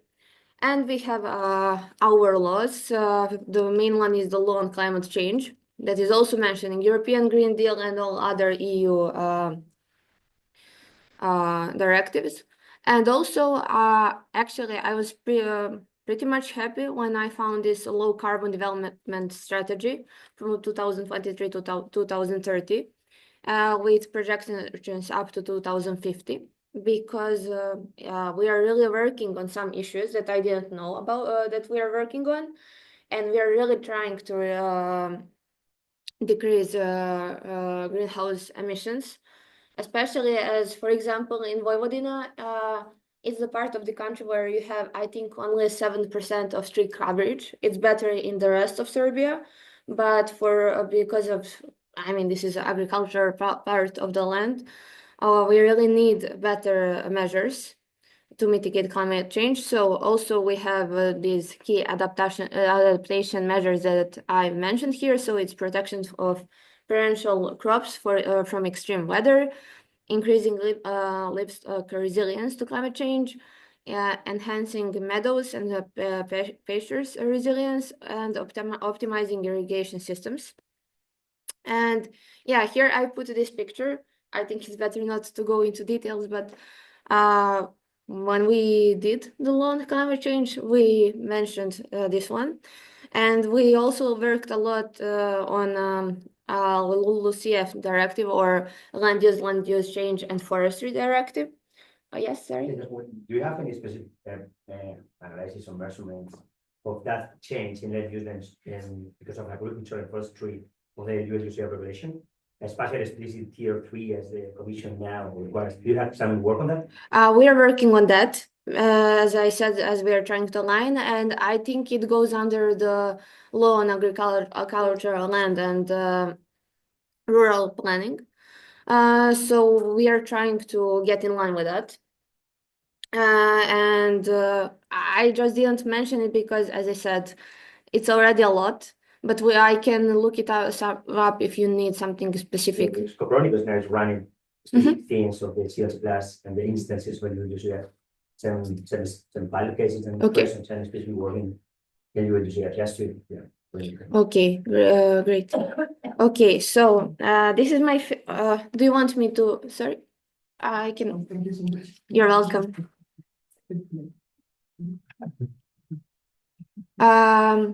So yeah, I wanted to ask you, would you say that if this is a forest? Anyone? Sure. It is, but it is a forest, right? So would you say that this is a forest? Yeah, it doesn't seem like that, but if there is a chance that it will recover in, let's say, 5 years, we still see it as a forest by law. And would you say if this is a forest? By law? It's not. No, I don't know how they regulate this. Yeah, that's why I wanted to mention it. I think it's important for this project as well. So I put here one definition of FAO, and I put our one. We are not particularly saying about plantations, but I would say because we are also, I think it's applicable what the FAO says. So plantations are not forests. I think it's important, especially as I said, this is agricultural land. So it's important how you will treat it from a legal perspective. From I can read our definition, but it's an area covered with forest trees with a minimum of an area of 5 acres. So it's important on which surface you have trees, because, for example, if you have some trees by the road, even if it's more of them, it's not going to be considered as a forest if it doesn't fulfill all the requirements. Yes. So. And the minimum canopy cover of 30%. It also includes young natural and artificial stands, as well as temporarily deforested areas, as we saw, due to human activity or natural causes, where forests will naturally or artificially be reestablished. It also includes forest nurseries, so it's under area of forest within forest complexes and seed plantations, as well as protective tree belts larger than 5 acres. Then I think it's important as well, parks in urban areas and trees beneath power lines or in the corridor of an established power line, regardless of the area, are not considered as forests. Okay, but I have a question for you. Those reports coming from the Ministry of Forestry saying that they do a lot of afforestation, and you can, yes. Are they coming from this plantation? No. They're really doing that, because sometimes I cannot tell the difference between what is really going on and what they are saying. So yeah, I know. I was afraid that they are doing like that, and then somehow they managed to promote this. To increase it. Yeah, I know. I was skeptical as well. Okay, but they do. They increased it as actually, yeah. Okay. But you have certain, I mean, it's really detailed, like how wide is the tree and so on. What are they going to count in, what they're not. But I would also say that it's really important. I'm not sure how much they're asking professionals when it comes to forestry. Which type of tree will they plant? Because it's not in Vojvodina, it's in another part of Serbia. but I think that they're maybe sometimes letting invasive types of trees to grow, and then you have issues. Yeah, so here we have Vojvodina Šume. It's a public enterprise for Vojvodina part that is dealing with forestry. So we are trying to also to enhance the forest cover here in Vojvodina. And as you can see, majority of forests in Vojvodina are state-owned. It's mostly around Fruška Gora, it's national park, while only 70.1% are privately owned. 17. And then when it comes to climate change, you mentioned the forest as being carbon sinks. I would say it's a huge debate on the international level, because yes, they are capturing carbon, but the thing is that also trees are not really reliable when it comes to that, because they can be easily affected by fire, by insects. So as a source for carbon capture, even for example, airplane companies, they're using that are making carbon offsets. They will rather put money on some wetland than forests. And I would say that maybe here as well, although we need more forests, maybe wetlands would be a better solution. So I put some ideas in the end here.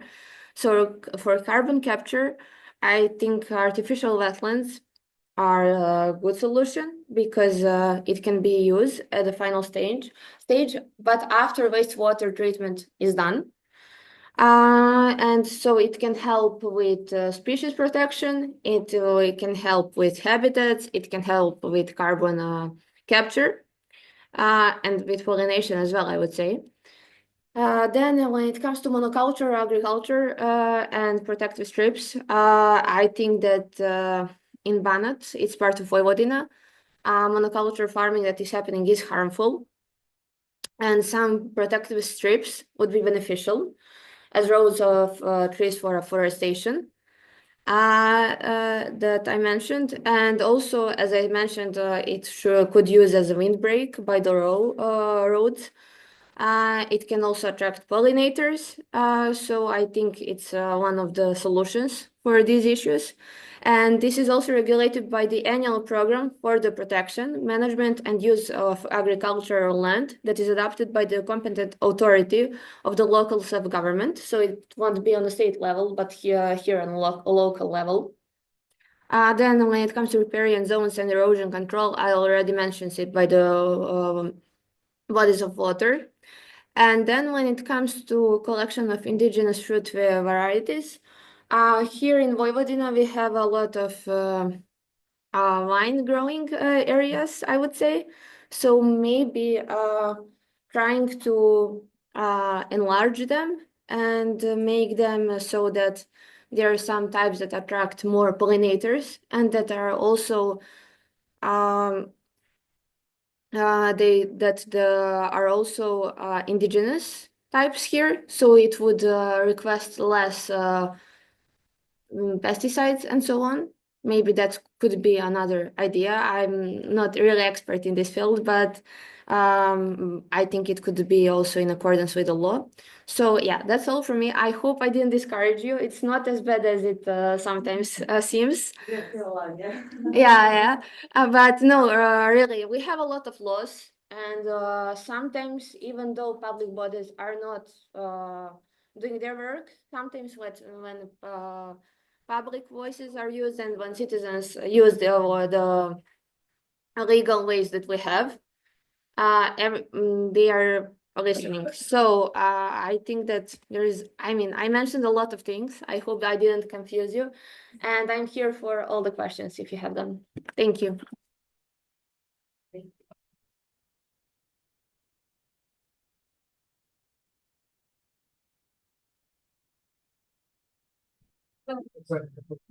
Yeah.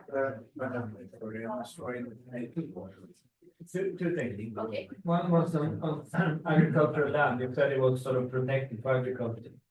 Yeah, Does it mean in some, I mean, if you want to restore, can you do that, or do you have to change the, I don't know, designation of that is no longer called, or? No, I think you would be able to restore it for sure.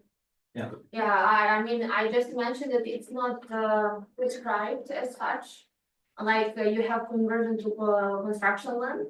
That is the one that is the law went into more detail of that.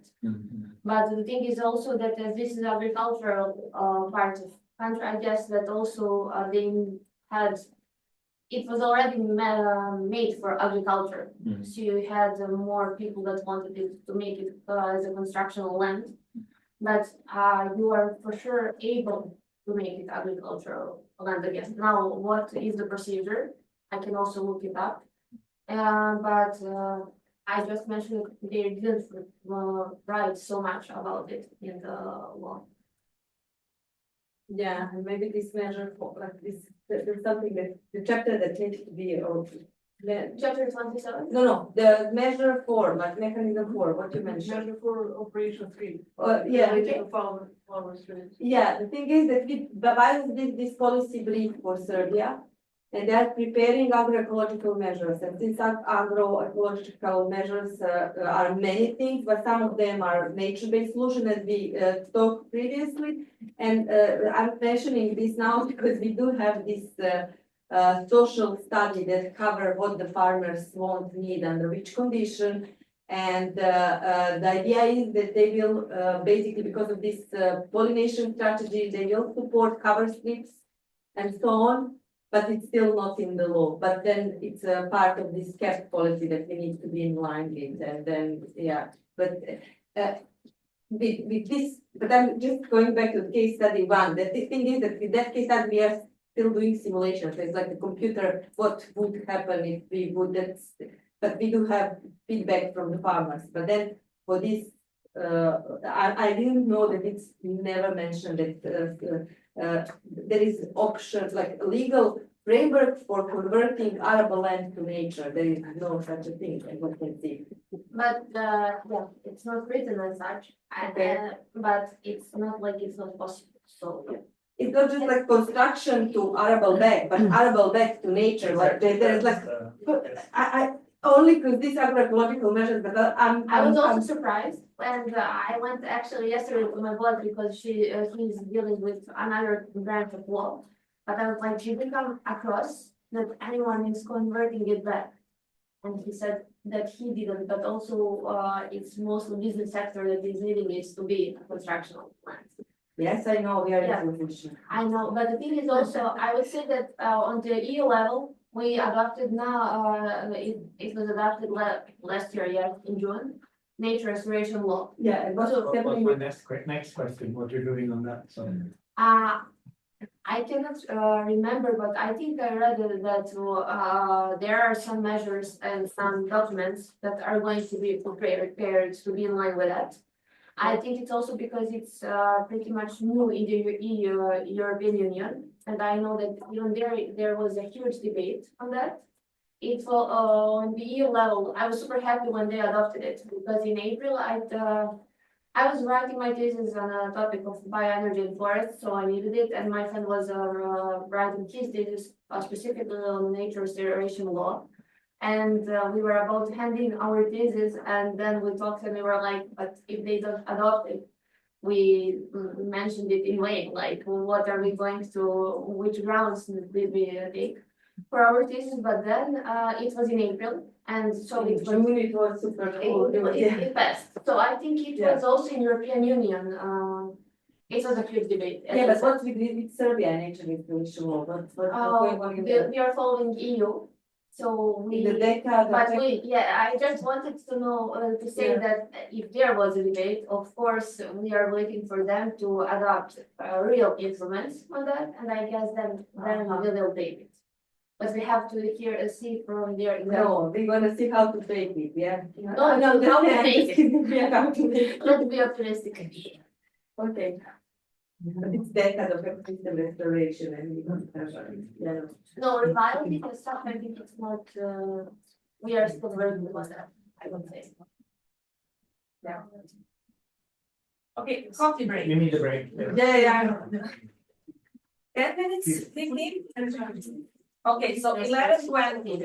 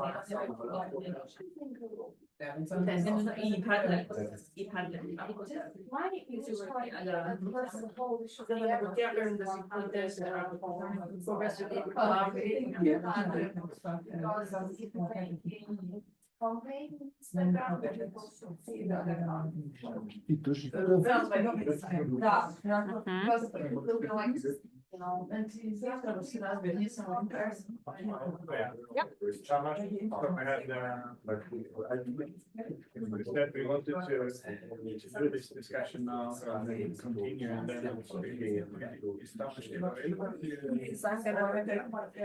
Tamas, jesi tu I dalje?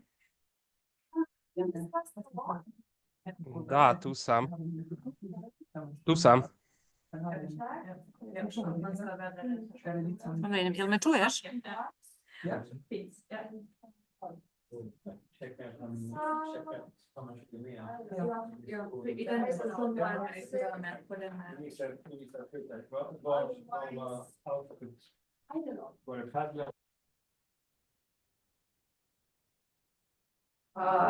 Tamas, jel me čuješ?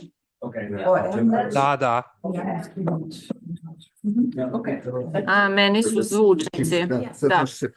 Jel se sad čujemo? Ja vas čujem sve vreme. Will Tamas be here after? I hope so. Because this one discussion part that we wanted to do now, but yeah, after a break, We're trying to make the board should cover, the camera should cover all the discussion, the room, yes. Go and have some coffee. Yeah. Da me čujete sad.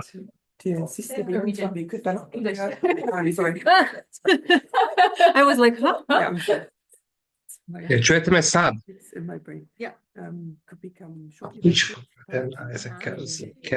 Wrap up what kind of negotiation room there is in the case. Okay. So I think it's relevant for thinking about the stakeholders. Okay, yes. Shortly, but then max Been there in this 10 minutes. Okay, yes. So when we come back from coffee break until 11:30. Yeah. Okay. And then we'll cut here accordingly. Tamas, can you be with us? I hope so. Can you hear us, Tamas? Ja vas čujem, čujete me sad? The break as well. No, but he's here. His mic is on. Okay.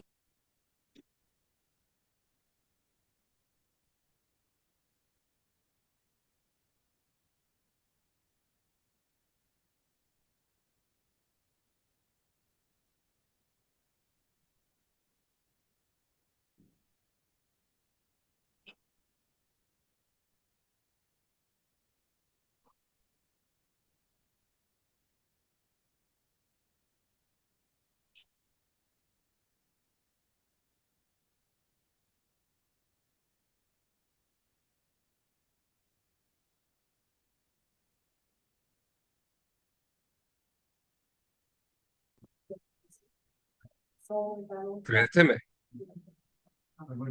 Tamaš, jel me sad čuješ?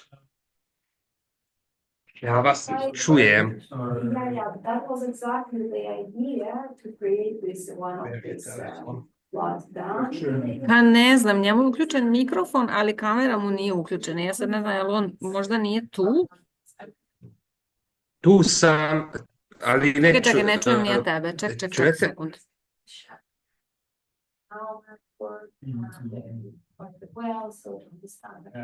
Kaži sad nešto. Čujete me? E, sad te čujem, da. Ne čujete me? Ja te čujem. A dobro. Ja vas sve ne sam čuo i pričao. Ne znam čemu je problem. Zato što imamo povezanu ovu jednu tablu na računar koja bi trebalo da hvata zvukove iz prostorije, a ne samo kad ja ovde stojim pored računara, ali nešto ne radi. I zato pokušavamo da osposobimo. Pošto su pitali da li možeš da ostaneš još malo na diskusiji, bilo bi dobro. Pa bi nam onda trebalo Dobro, da taj deo proradi. A sad ćemo da vidimo hoće da proradi. I know, I mean, no, tools of view the cameras and everything, just like very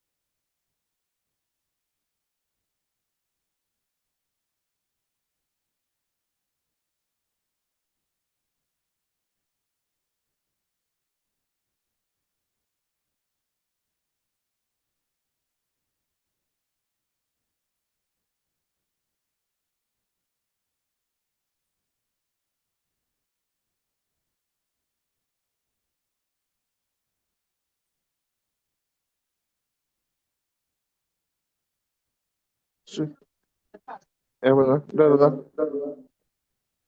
da. Čuješ me, jel' tako? Ja tebe ne čujem. Sad samo vidim mikro. Da li... Ja, tu sam. To je to. Čujem te. Da. A ne, sad...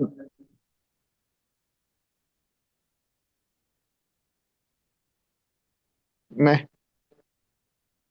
Slabije. Sad te čujem. Sad ne. Halo?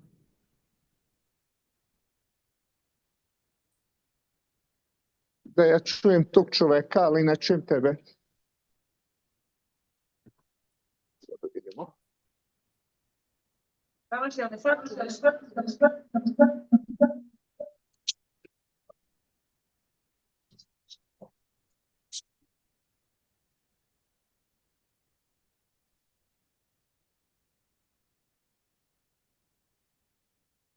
Ja sam kao da sam...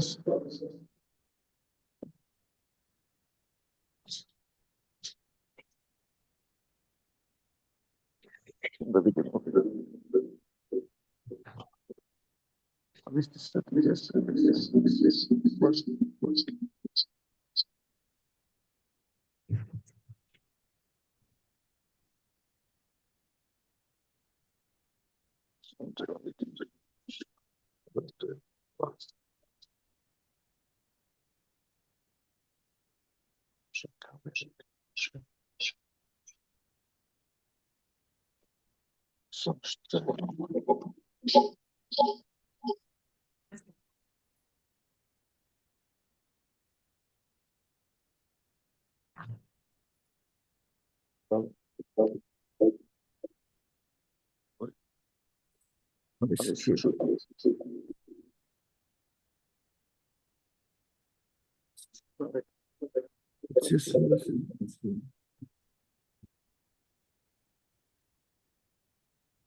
Jedva čujem ništa.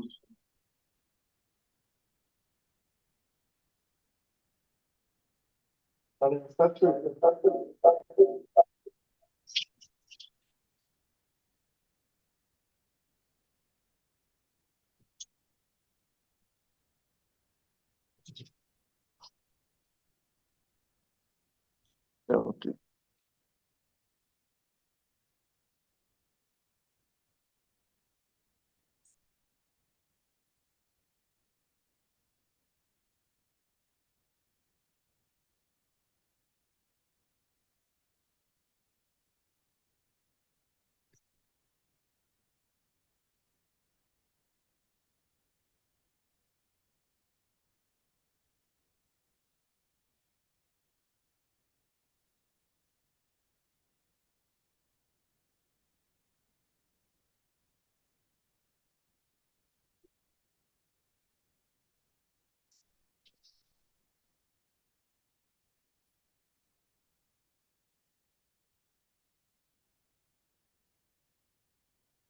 1, 2, 1, 2, 3. Ovo se Sad ovo čujem.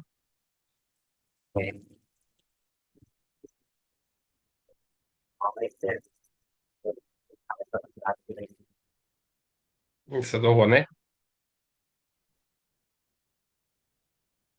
nešto. Sad nas čuješ. Sad sam to čuo, što ste pitali. Paf, ne znam što da kažem, da li bi vredilo možda jedino da probamo da ugasimo. A da ga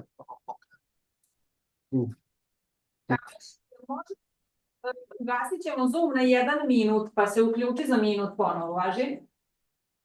Važi. Ja sad, da, kao da radi, da. A sad hvataš sunce. Sam da vidim ovo.